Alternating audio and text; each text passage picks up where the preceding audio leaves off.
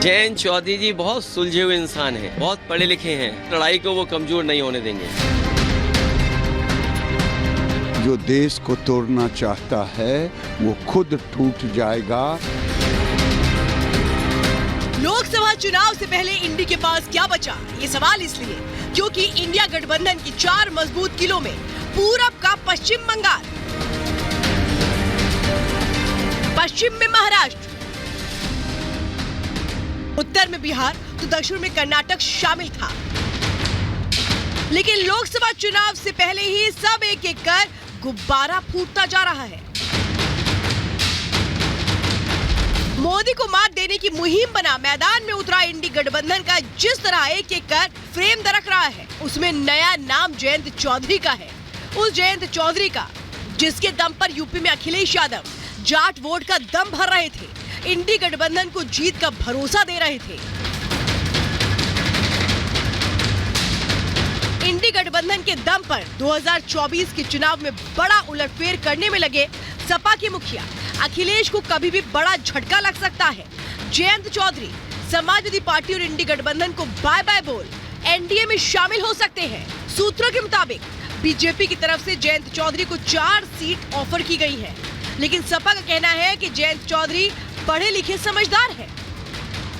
जयंत चौधरी जी बहुत सुलझे हुए इंसान हैं, बहुत पढ़े लिखे हैं, राजनीति को वो समझते हैं।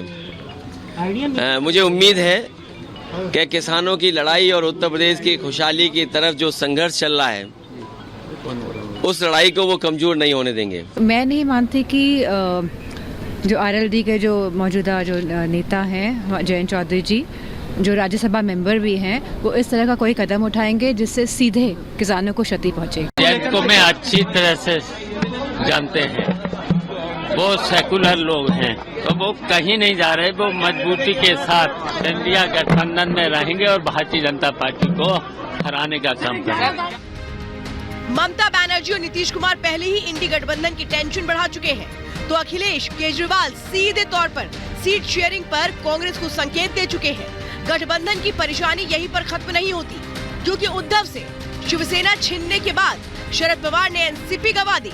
अब बीजेपी और उसके सहयोगी दल के नेता इंडी गठबंधन पर तंज कस रहे हैं।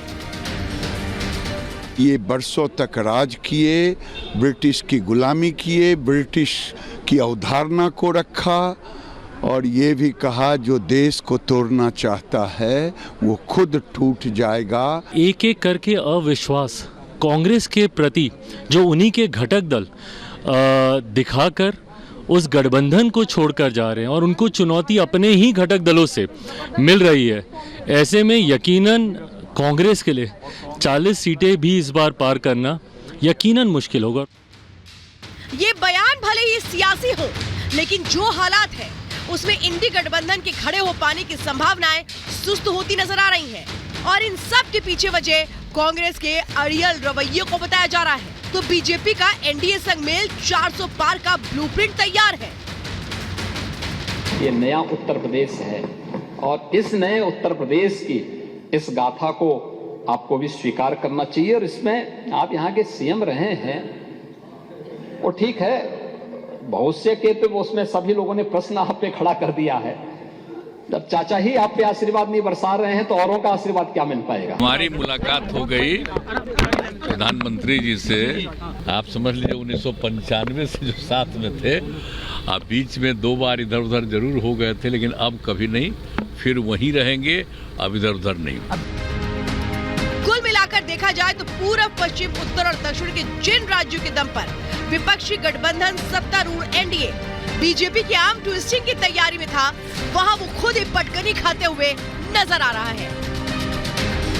Bureau report, Republic Bharat.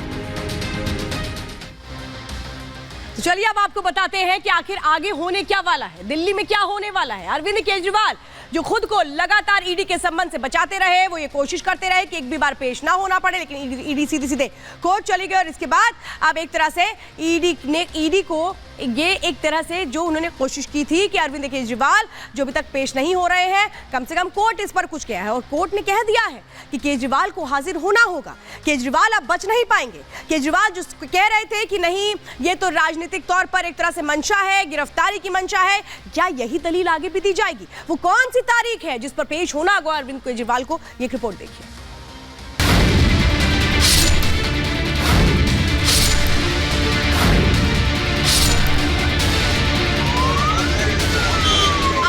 मुख्यमंत्री अरविंद केजरीवाल को पेश होना ही होगा।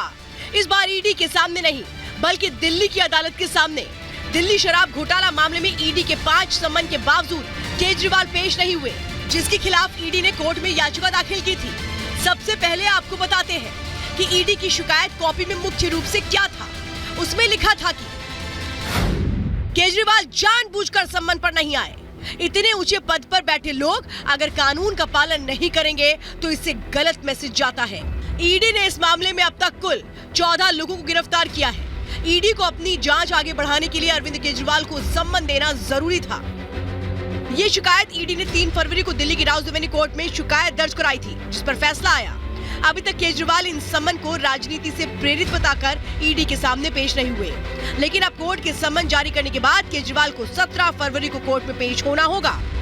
कोर्ट के सम्मन जारी करने के बाद आम आदमी पार्टी की तरफ से फैसले का अध्ययन करने की बात कही जा रही है। देखिए, ये ऑर्डर जस्ट अभी आया है, हम इसको स्टडी कर रहे हैं और जो भी उचित लीगल रेमेडी होगी या लीगल कदम होगा वो हम जल्द से जल्द लेंगे। देखिए, कोर्ट का ऑर्डर आया है, हमारी लीगल टीम इस ऑर्डर को अभी स्टडी कर रही है और जो भी अप्रोप्रिएट लीगल स्टेप्स होंगे हम वो लेंगे, बट हम कोर्ट में डेफिनेटली सबमिट करेंगे और बताएंगे कि ईडी के सारे समन्स अब तक के इल्लीगल रहे हैं।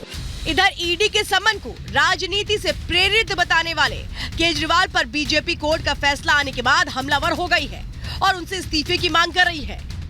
अरविंद केजरीवाल जी, आज आपको नैतिक तौर से इस्तीफा देना चाहिए, क्योंकि जब आप अन्ना हजारे के साथ थे तब तो कहते थे कि पहले इस्तीफा फिर जांच, और आज इस्तीफा दूर की बात, जांच में शामिल होने से कतराते। कोर्ट ने साफ कहा है कि 17 फरवरी को सम्मन जारी करके ईडी के समक्ष पेश होना पड़ेगा अरविंद केजरीवाल को। अब देखते हैं अरविंद केजरीवाल अब कोर्ट का भी सम्मान करते हैं या नहीं करते, तो देखने वाली बात है। अरविंद केजरीवाल जी लालू प्रसाद यादव के बाद सबसे लंबे समय जेल में रहने वाले व्यक्ति होंगे, जो मुख्यमंत्री रहते हुए जेल में जाएंगे और लंबी सजा पाएंगे।